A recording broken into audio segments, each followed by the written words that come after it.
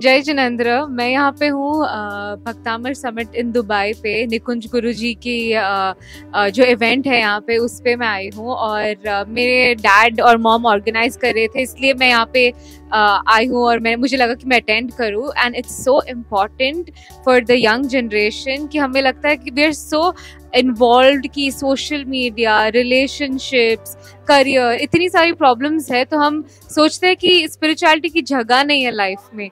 लेकिन मैं यहाँ पे मुझे रियलाइज हुआ कि स्पिरिचुअलिटी से ये सब कितना आसान हो जाता है। जो मेंटली आपको ब्लॉक होता है वो एक्चुअली निकल जाता है और स्पिरिचुअलिटी के लिए जगह बनानी पड़ती है because it's so important. And thanks to Nikunj Guruji और ये भक्तामर समिट जो दुबई में हो कि आई रियलाइज, और मैं मेरी फ्रेंड्स को भी लेकर and we all had such a great vibe. और आई एम सो ग्रेटफुल कि I came here and this happened in Dubai. Thank you so much.